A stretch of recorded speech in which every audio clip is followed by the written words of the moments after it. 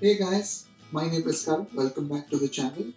So for today's video, we are covering a very specific topic which I am sure has already bothered you or will bother you in the future. All American universities need their international students to get a health insurance policy before they fly into the United States. Now this is a very new concept, especially for someone who's from India, because we have never been compelled to get a health insurance policy. There are a bunch of valid reasons why the university asks you to do that. So the plan for today's video is I will show you guys what my university offers as health insurance, run you through the health insurance that I have taken and how I have managed to save over $1,000. We will also visit a US pharmacy so you get a basic idea of how a pharmacy is, what doctors are available at the pharmacy who could help you out, and what is the cost of basic drugs that you might need when you are in the United States. The university provides its own health insurance policy, but if you don't want to take a policy provided by your university, you do have the option to take a policy from a third party, provided the basic criteria are met.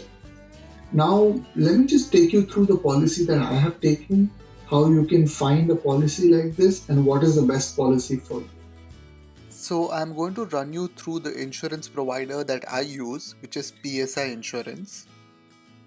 It's one of the most prominent insurance providers in the United States.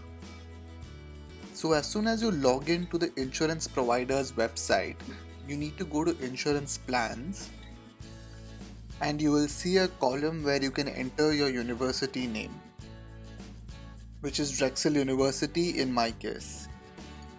All universities have tied up with major insurance providers in United States. So if you choose to get a third-party insurance, that's where you will get.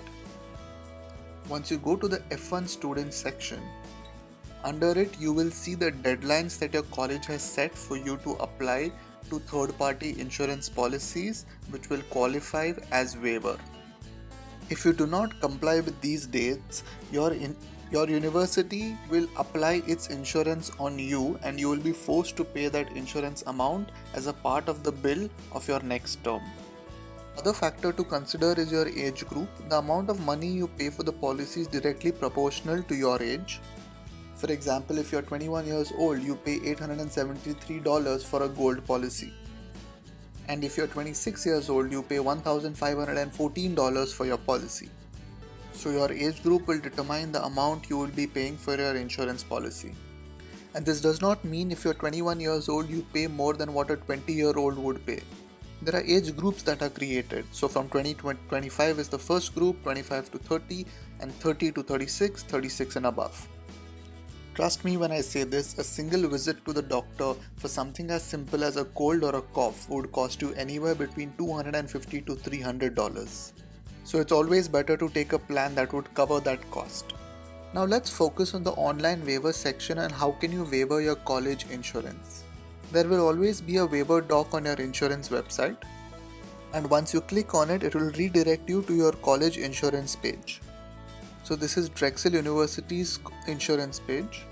There will be a bunch of points that your college will mention that any third-party insurance must cover for it to qualify for a waiver. If you look at the insurance provided by my university, it's almost $2,700. When compared to the amount of PSI, which was $1,500, you can save almost $1,000 just by taking a third-party insurance. No matter which university you belong to, usually your university insurance is much more expensive than a third-party insurance. Now that you guys have seen how I managed to save $1,000 on my health insurance by taking it from a third-party provider, let me take you to the pharmacy and you guys can have a look at it.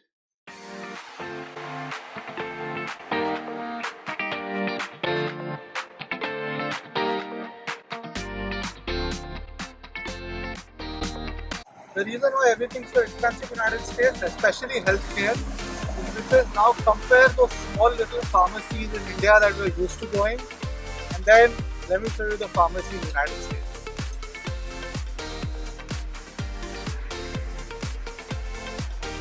The difference in size is the difference in amount. I hurt my leg a few days ago, so I'm just getting something very simple like a painkiller, which is $25 in India. Let's see how expensive it is in the United States.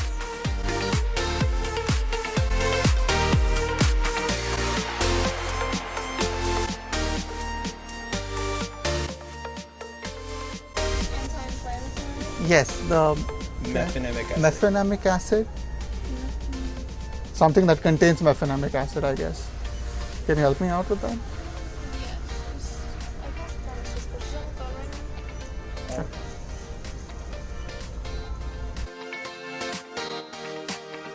So this is right over here. Motrin is ibuprofen, and same as Advil. It's all anti-inflammatories.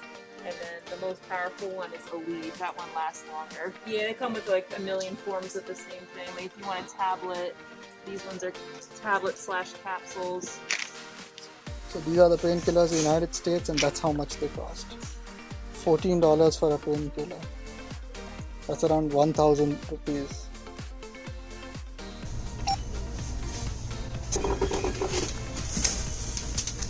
Thank you so much. Have a good day.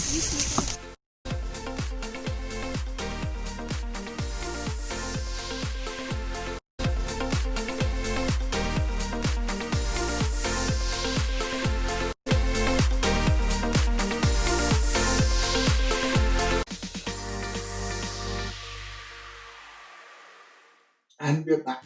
I hope that trip was helpful, gave you a look and feel of the kind of pharmacies you can expect and what is the approximate rate for drugs that you might need in the United States. Now, the reason why your university would not allow a policy, even though it meets all the criteria, a policy that you've taken from your home country, is because the healthcare system in the United States is very different. There are no small clinics, there are no small pharmacies. Even if you've got a simple cold, you will have to visit a hospital. So how it basically works is you enter a hospital, they give you an appointment, you meet a doctor, and while leaving you have a health insurance card. The card looks something like this.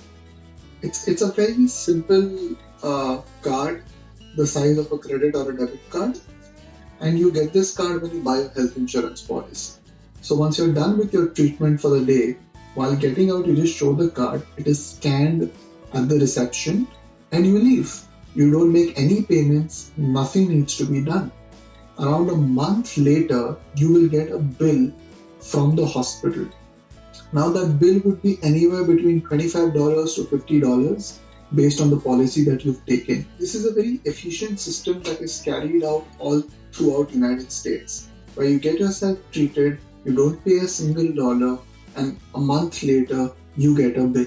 The usual consultation fee in the US ranges anywhere from $250 to $300 for a basic consultation. X-ray or a vaccine or a shot, any of these would cost anywhere between $1,000 to $1,500. And if there's something a little more serious, where there are a bunch of tests that need to be done, would cost you anywhere between $5,000 to $7,000. So healthcare in the United States is extremely expensive. And this efficient system where you visit a doctor, get your treatment, scan your card and leave without paying anything, and you pay a minimal amount of $25 no matter what your treatment is. It might be something as simple as a cold and cough to something extremely high as a fracture or a CT scan.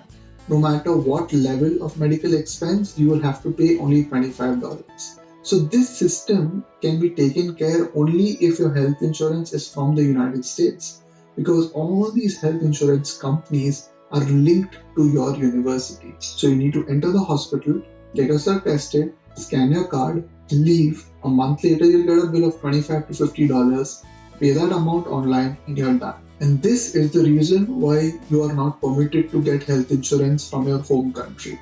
Because the coordination, the conversion of rupee into dollar, the seamless movement that needs to be done between the bank, the health insurance company, your university, and the hospital is extremely difficult if it is not placed in the United States. So when you come to the United States, you make sure you get a health insurance from a US health insurance provider. Most of the universities give a 1 month buffer time after you've landed in the US to choose your health insurance. I would suggest you go for something like PSI. It's extremely convenient, it's simple, the rates are great, and it covers most of your cost. I personally have been to a doctor for a serious issue and I had to pay only $25. So yes, these are the reasons why you should get a health insurance in the United States and you aren't allowed to get it from your home country. I hope this video was helpful. It answered a bunch of questions. I know it is complicated, you'll get the hang of it once you're here, but the bottom line is you will have to get it from a US health provider. If you have any more questions, please leave them in the comments below. I've also attached my Instagram handle at the end of the video. So if there are any specific or personal questions, please feel free to send them on Instagram and I will reply to you as soon as possible. Thank you again for watching the video and stay tuned for the next one. Bye bye. Take care.